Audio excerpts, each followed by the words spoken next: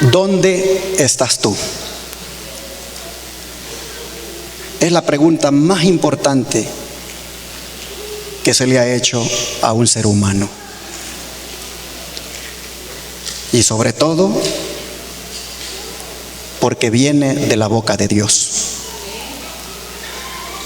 ¿Dónde estás tú? Ni siquiera pregunta dónde estabas. Ni siquiera pregunta dónde vas a estar. A él lo que le preocupa es dónde estás tú. ¿Por qué pregunta? ¿Qué quiere él de ti? ¿Por qué te busca? ¿Es que le preocupas tanto? Hermanos, Dios nos ama mucho. Nos ama tanto que nos anda buscando. Nos ama tanto que a Él le preocupa saber dónde estamos. Dios nos ama tanto que trabaja con nosotros de una manera tan especial, como que si fuéramos la única persona que existe en el planeta. ¿Dónde estás tú? Para entender el por qué, vamos al libro de Génesis y miremos el contexto en el cual es hecha la pregunta. Génesis capítulo 3.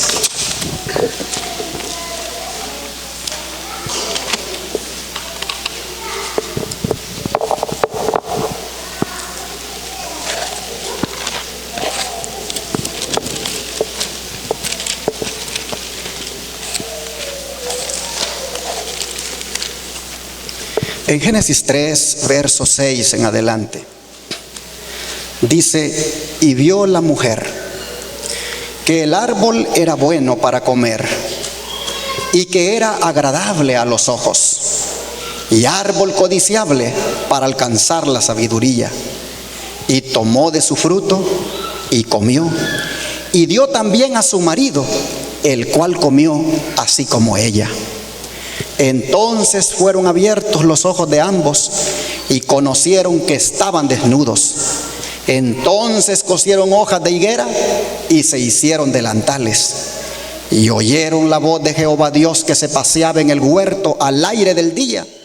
Y el hombre y su mujer se escondieron de la presencia de Jehová Dios entre los árboles del huerto. Mas Jehová Dios llamó al hombre y le dijo: ¿qué cosa? ¿Dónde estás tú? Aquí tenemos, mis hermanos, el cuadro más hermoso acerca de Dios. Aquí tenemos el primer cuadro que nos da la Biblia acerca de Dios después que el hombre pecara. Este cuadro nos presenta a Dios caminando por el huerto al frescor del día y llamando a Adán diciéndole: ¿dónde estás tú? Este cuadro, a la vez que es hermoso, es muy significativo. El hombre había pecado. El hombre había desobedecido al Señor. Pero en este cuadro nosotros vemos que Dios no abandona al hombre. Decimos amén. Dios no abandona al hombre. Dios lo busca, Dios lo llama, Dios le pregunta: ¿dónde estás tú? Dios está buscando a un pecador que se está ocultando de él. Este cuadro es el mismo cuadro que se presenta en Lucas 15:20. Vamos a Lucas 15:20. Lucas capítulo 15, versículo 20.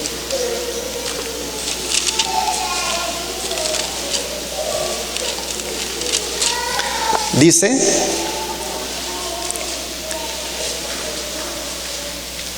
y levantándose vino a su padre, y cuando aún estaba lejos, lo vio su padre, y fue movido a misericordia, y corrió y se echó sobre su cuello y le besó.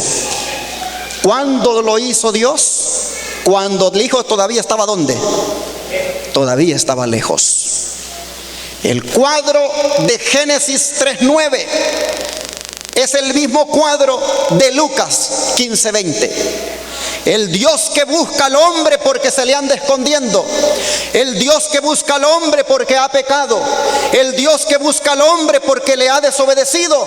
Es el mismo Dios que aquí en Lucas dice que cuando vio de lejos al hijo, salió corriendo a abrazarlo y le besó. Pregunto yo, ¿nos ama Dios?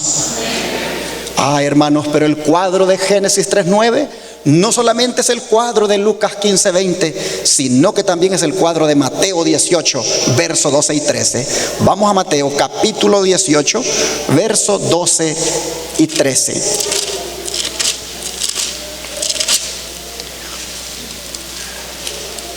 Mateo 18, versículo 12 y 13, dice así: ¿qué les parece si un hombre tiene 100 ovejas y se le descarría una? ¿No deja las 99 y va por los montes a buscar la que se había descarriado? Y acontece que cuando la encuentra, de cierto les digo, que se regocija más por aquella que por las 99 que no se habían descarriado. Hermanos, el Dios que pregunta ¿dónde estás tú? Es el Dios que corre a abrazar al hijo cuando todavía está lejos, y es el Dios que busca la oveja descarriada y se regocija cuando la encuentra. Ese es tu Dios. A ese tú has venido a adorar hoy. A ese tú te acercaste aquí para oír lo que tenía que decirte. Hermanos, Adán no entendía plenamente lo que había hecho. Y Dios, cuando viene a buscarlo y le dice ¿dónde estás tú?, viene para poder todavía explicarle el grado de culpabilidad, o para poder explicarle la trascendencia que va a tener el acto que acaba de cometer. Adán solo sabía del decreto divino, aquel decreto de Génesis capítulo 2 verso 17, y léalo usted para que vaya usted oyendo lo que Dios le va diciendo. Adán solo sabía de este decreto, pero no lo había comprendido plenamente. Génesis 2 verso 17.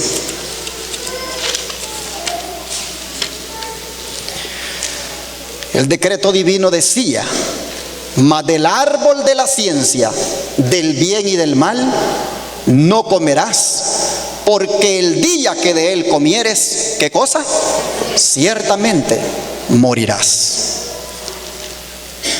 Hermanos, cuando Adán pecó, él nunca había visto la muerte, por lo tanto no comprendía lo que realmente entrañaba lo que había hecho.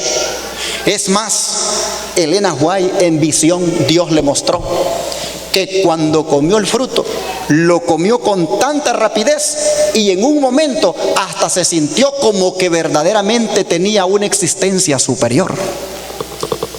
No podía él entender plenamente qué es lo que Dios había querido decir cuando le había dicho antes: el día que de él comas, ciertamente morirás. De manera que Dios ha bajado al huerto, lo busca, le pregunta dónde está, porque Dios le quiere ahora explicar hasta dónde ha llegado su acción. Y entonces, mis hermanos, en el capítulo 3, versículo 15 de Génesis 3, encontramos la forma más vívida de parte del Señor para mostrarle a Adán lo que realmente había hecho. Dice el capítulo 3, versículo 15: y pondré enemistad entre ti y la mujer, y entre tu simiente y la simiente suya. Esta te herirá en la cabeza, y tú le herirás en el calcañar. Y hermanos, dice el versículo 20, y llamó Adán el nombre de su mujer Eva, por cuanto ella era madre de todos los vivientes. Y Jehová Dios hizo al hombre y a su mujer túnicas de pieles y los vistió. Yo quisiera, hermanos, en esta mañana llamar su atención a las palabras que Dios dice aquí en Génesis 3:15. Dijo Esteban Haskell, uno de los pioneros adventistas: en el tormentoso mar de la vida, del cual todos somos viajeros, el Señor ha colocado una brújula que nos llevará al puerto de eterna paz. Me quedé pensando, ¿cómo es eso? ¿Cómo es que en el tormentoso mar de la vida, del cual yo soy viajero, el Señor ha puesto en mí una brújula, la cual me llevará al puerto de eterna paz? Y me quedé pensando, y Esteban Haskell continúa diciendo y dice: la brújula la recibieron nuestros primeros padres y se encuentra, dice él, en Génesis 3:15. Y cuando voy a Génesis 3:15, yo veo que lo que Dios puso en el hombre, una palabrita allí, ¿cuál es? Enemistad. Para Esteban Haskell, aquel pionero adventista de allá de los años 1800 para acá, la enemistad con el pecado, la enemistad con el actor del pecado, para Esteban Haskell, eso es una brújula que de ponerle atención nos llevaría al puerto de eterna paz. Porque, hermanos, tener enemistad con el pecado nos va a nosotros a librar de estar pecando. Tener enemistad con el pecado nos va a nosotros a ayudar de estar constantemente cayendo en el pecado. Tristemente, en estos tiempos, lo que hay con el pecado, en vez de enemistad, es ¿qué cosa? Amistad. El hombre no ha comprendido lo que Dios quiso decir en Génesis 3:15. Pongo, dijo, una enemistad entre ti, hablando de la mujer, hablando de los descendientes de la mujer, hablando de los hijos de Dios. Pongo una enemistad entre ustedes y este demonio que ha propiciado el pecado. Hermanos, porque nosotros no hemos entendido como debiéramos esa expresión, por es que muchos de nosotros acariciamos el pecado. Por es que muchos de nosotros vivimos constantemente cayendo en el pecado. Por es que muchos de nosotros hacemos que el Señor derrame lágrimas constantemente al ver cómo traspasamos su corazón cayendo y cayendo en el pecado. Porque no hemos llegado a ver que hay una enemistad que Dios puso en nosotros y no estamos dándole uso. Y por eso el pecado no es para nosotros algo odioso, sino que nada más es un asunto como un término. Y ahí estamos, hermanos, cayendo y cayendo y cayendo. Y por eso no hay vidas victoriosas. Por eso no hay cristianos fervorosos. Por eso hay cristianos desanimados.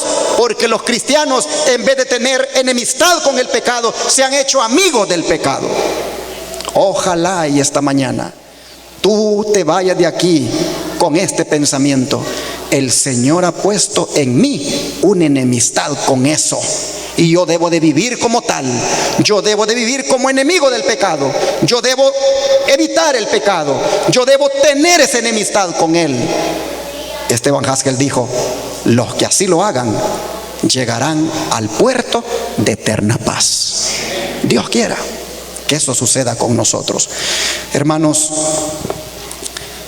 después que el Señor puso esa brújula en nuestros primeros padres, procedió, dice, a hacerle túnicas de pieles. Y para que esas pieles salieran, ya nosotros sabemos, fue necesario matar animales inocentes. matar por lo menos unos 2, para que saliera allí la túnica para uno y la túnica para el otro. Cuando Adán participó de aquel acto de matar a un animalito inocente, entonces Adán entendió lo que Dios había dicho: el día que comieres, ciertamente morirás. Entonces Adán comprendió la gravedad de su acto. Entonces Adán y Eva pudieron ver hasta dónde les había llegado la desobediencia. Yo me imagino a Adán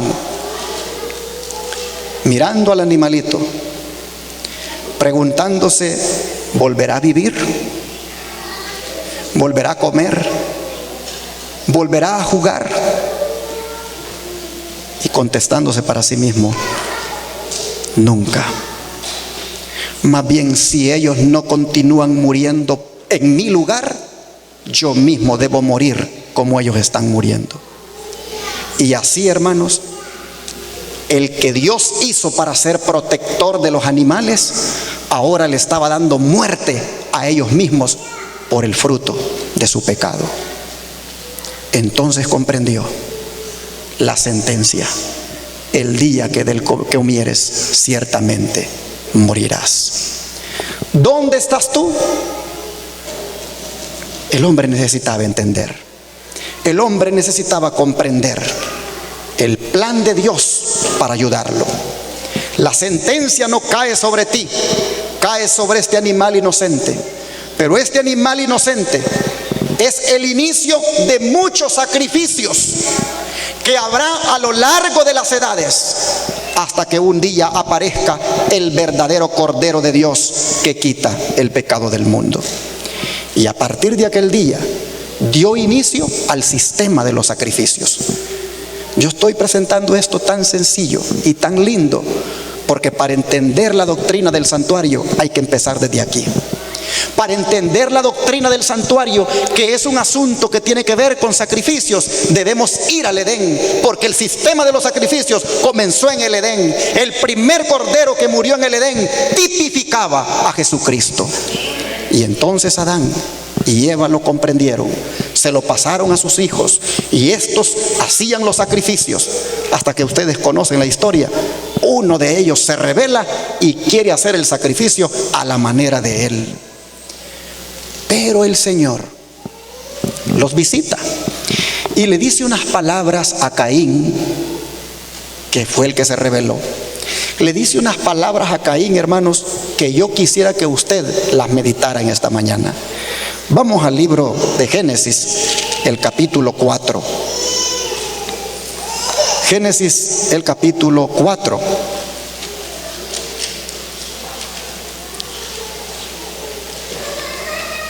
Versículo 7. Caín se acaba de rebelar. Él no está de acuerdo con el sistema de sacrificios. Él está ofreciendo el sacrificio como él quiere.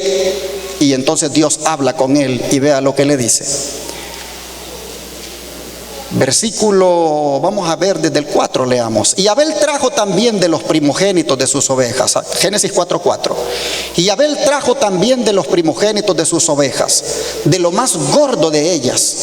Y miró Jehová con agrado a Abel y a su ofrenda, pero no miró con agrado a Caín y a la ofrenda suya.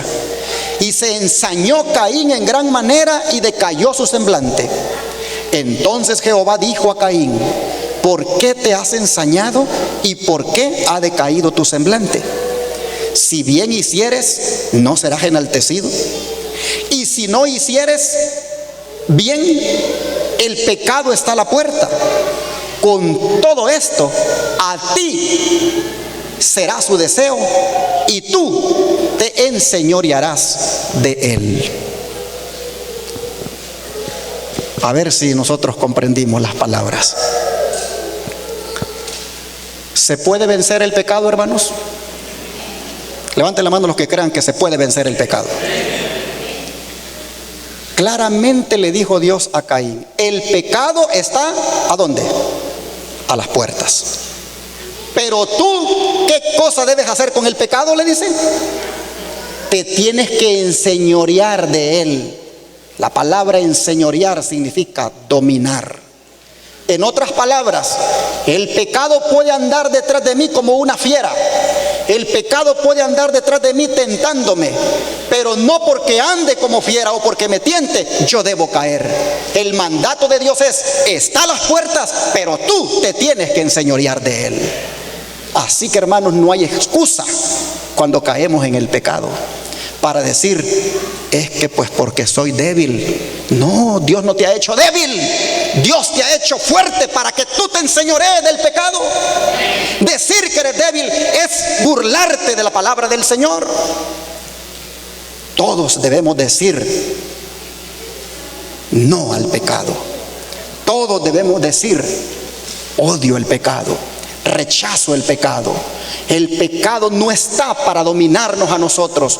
Dios ha puesto en nosotros la brújula de enemistad contra Él y nos ha dado el poder también para enseñorearnos de Él. Cuando Caín escuchó aquello, Caín podía haberse apartado de todo lo malo que hizo después. Caín podía haberse enseñoreado de todo el pecado que le rodeó después. Pero él escogió, en vez de enseñorearse del pecado, que el pecado se enseñoreara de él. Y tristemente, hermanos, eso sigue ocurriendo hoy. Tristemente entre nosotros, ¿cuántos de nosotros permitimos que el pecado se enseñoree de nosotros? ¿Cuántos de nosotros permitimos que el pecado nos postre, nos haga sentirnos inútiles, nos haga sentirnos que no podemos? Andamos ahí como cristianos con la cabeza agachada, no hay gozo, no hay fervor, porque hemos dejado que el pecado se enseñoree de nosotros. Ahora viene la pregunta, ¿pero y qué es pecado? Pecado, mis hermanos, es rebelión en contra de Dios. ¿Qué hace una persona cuando está rebelada con otra? ¿Le habla? No le habla. ¿La quiere ver? No la quiere ver. Entonces, cuando tú no oras con Dios, cuando tú no estudias la Biblia, cuando tú no tienes esa comunión con el Señor, ¿qué es lo que está pasando contigo? Estás rebelado con Dios. Solo los rebeldes no quieren hablar con el otro. Solo los que están rebelados no quieren estar con esa persona. Y cuando yo no oro, cuando yo no estudio, no estoy con Dios, estoy rebelado con Dios, y eso es pecado. Después de ahí vienen todos los pecados en plural. Después de eso vienen los adulterios, vienen las fornicaciones, vienen las malas palabras, vienen tantas actitudes, pero todo comenzó con una desconexión del Señor. Por eso, hermanos, esta mañana yo quisiera que ustedes se fueran de aquí con una decisión en su corazón: no seguir más en rebelión con Dios, volver a la Biblia, volver a la oración, volver a pasar íntimamente con el Señor, porque solo los que pasan en intimidad con Dios tienen poder para vencer el pecado. Oh, mis hermanos, el Señor aquel día le dolió tanto hacer las túnicas de pieles y que alguien inocente de sus criaturas muriera. Pero le dolió más al Señor tener que sacar a sus hijos de allí. Elena White dice que cuando Adán y Eva sabían lo que les tocaba, que había que irse, dice ella, en visión Dios se lo mostró, dice ella que le rogaron a Dios que los perdonara y que no los sacara de allí. Y Dios les dijo, dice ella, que Dios les dijo: ustedes, al haberle permitido al enemigo que entrara en sus vidas, ustedes están muy debilitados. Y si ustedes extienden su mano y comen del árbol de la vida, ustedes serían pecadores por toda la eternidad, y eso no sería ni felicidad para ustedes. De manera que para que no alarguen su mano y coman del árbol de la vida, es menester que vayan allá del polvo donde fueron tomados, pues polvo eres y al polvo volverás. Y cuando salió Adán, dice, con Eva, miró que comenzaron a caer hojas de los árboles, y entonces Adán pudo ver los resultados del pecado. Comenzó a mirar que algunas flores se marchitaron, comenzó a ver que algunos animales le rehuían, y comprendió la enormidad. Pero el Señor lo amaba, porque el Señor nunca ha dejado de amarnos. El Señor nos hemos rebelado, nos hemos portado mal, pero como yo siempre he dicho, un hijo aunque se porte mal, nunca deja de ser hijo. Y Dios en su misericordia nunca ha dejado de amarte. Por eso la palabra está escrita en tiempo presente. ¿Dónde estás tú? No dónde estabas ayer, no dónde vas a estar mañana, ¿dónde estás ahora? Y si estás en pecado ahora dice Jesús, yo te puedo libertar. Hermanos, aquel día el Señor decidió acompañar a sus hijos. El Señor decidió ir con ellos. Y a través del sistema de sacrificios, Dios seguía con ellos. Fue por eso que cuando Caín se equivocó otra vez, cometiendo el pecado de rebelión, fue por eso que nuevamente Dios le visita. Hermanos, el Señor nunca ha querido estar lejos de nosotros. Somos nosotros los que nos gusta estar lejos de Él. ¿Sabes que aquel día, cuando se fueron ellos afuera del huerto, una cosa como espada flamígera quedó en las puertas del jardín para que nadie más volviera a entrar? Pero Elena White contempló en visión de que Adán y Eva y sus hijos se paraban enfrente y adoraban enfrente del jardín. Sabían lo que habían perdido, sabían que ese era el lugar donde ellos vivían antes y que por el pecado ya no estaban allí. Pero ahí, mirando hacia el jardín, se arrodillaban y adoraban a Dios. Dios les prometió, hermanos, que un día volverían a ese jardín. Solamente que ahora el Señor quiere que tú y yo estemos allí. ¿Has oído hablar alguna vez de esta expresión que dice, volvamos al Edén? ¿Cuántos han oído hablar de eso? De regreso al Edén. Hermanos, el jardín del Edén un día volverá. Ahora no solo estará Adán y Eva, sino que estaremos todos los redimidos. Pero es necesario que abandonemos el pecado. Es necesario que hoy rompamos. Es necesario que hoy la brújula que Dios nos ha puesto de enemistad, de verdad le demos cumplimiento. No seamos amigos del pecado. Rechacémoslo hoy en el nombre del Señor. Saben que Dios, en el grande afán de querer continuar enseñándoles, les dijo en Éxodo 25:8 lo siguiente. Éxodo capítulo 25 y el verso 8. Dijo Dios: y harán un santuario para mí, y habitaré en medio de ellos. El Señor, desde que sacó a la pareja del huerto, nunca ha dejado solo a sus hijos. Siempre los ha acompañado. Y cuando les ordenó que hicieran el santuario, el plan de Dios era estar con sus hijos. Por eso es que la doctrina del santuario usted la tiene que entender, porque en la doctrina del santuario usted puede ver el gran plan maravilloso de Dios, cómo Él se lo revela a sus hijos a través de la doctrina del santuario. Yo estoy presentando este tema aquí como el primero de una serie de muchos temas que voy a compartir con ustedes, porque voy a predicarles del santuario para que ustedes puedan enamorarse del Señor Jesús, y para que ustedes vean que lo que está pasando ahorita en el santuario celestial estaba tipificado en el santuario terrenal. Hermanos, harán un santuario para mí, dijo el Señor, y yo voy a habitar en medio de ustedes. El sacrificio que comenzó en el Edén, Dios quiso que continuara en el santuario. Los corderos que diariamente morían y que murieron por tantos años, Dios lo quiso así para revelarle al hombre el plan maravilloso de la redención. Mis hermanos, el Señor quiere estar con nosotros. El Señor no quiere estar, si ustedes vean bien lo que leyeron. Harán un santuario para mí. ¿Y a dónde dice que quiere que esté el santuario? En medio, hermanos. ¿Sabías tú que Dios tiene 3 santuarios? Al menos.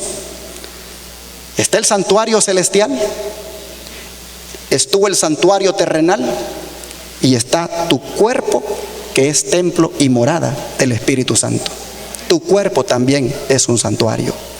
Solamente que si tú ves las palabras, Dios no quiere morar a las orillas de tu vida.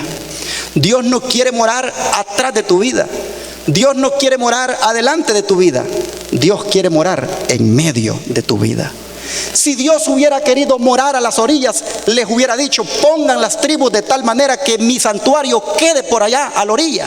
Pero Dios dijo: lo harán porque yo quiero habitar en medio de ustedes. Y efectivamente, cuando lo construyeron, todas las tribus quedaron alrededor y el santuario en medio, simbolizando la presencia de Dios.